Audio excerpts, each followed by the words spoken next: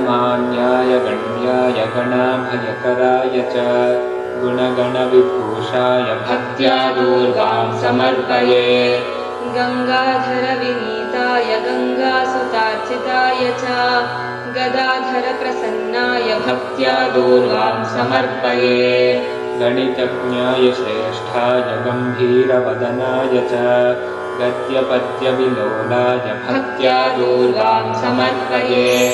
गजास्याय गजेन्द्राय गजेन्द्रपुरगामिने गणनातीतरूपाय भक्त्या दूर्वां समर्पये। गम्बीजाक्षरयुक्ताय गण्डदोषहराय च गन्धप्रियवरिष्ठाय भक्त्या दूर्वां समर्पये। गन्धर्वगानतुष्टाय गन्धर्वगणसेविने गौरीपुत्राय धीराय भक्त्या दूर्वां समर्पये। गजारिवन्दितेशाय गजपत्रधराय च गजदन्तविशेषाय भक्त्या दूर्वां समर्पये।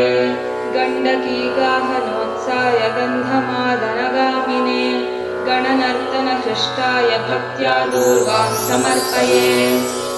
गर्भिणीनुतसौम्याय गर्भस्थशिशुपालिने गर्भस्थज्ञानबोधाय भक्त्या दूर्वां समर्पये। गवीशवन्द्यदेवाय गुणातीतस्वरूपिणे गरिमाद्यष्टतुष्टाय भक्त्या दूर्वां समर्पये। गणनातीतरूपाय गुणभेदविभागिने गुणसम्पन्नयुक्ताय भक्त्या दूर्वां समर्पये। गुणसृष्टाय गौराय गणभीतिहराय च गुणज्येष्ठाय श्रेष्ठाय भक्त्या दूर्वां समर्पये। गौतमी दुःखनाशाय गौतमीतीरचारिणे कोकल्मषविनाशाय भक्त्या दूर्वां समर्पये। ष्ठिप्रियाय गम्याय गोत्रवृद्धिकराय च गोदुग्धहृष्टतुष्टाय भक्त्या दूर्वां समर्पये।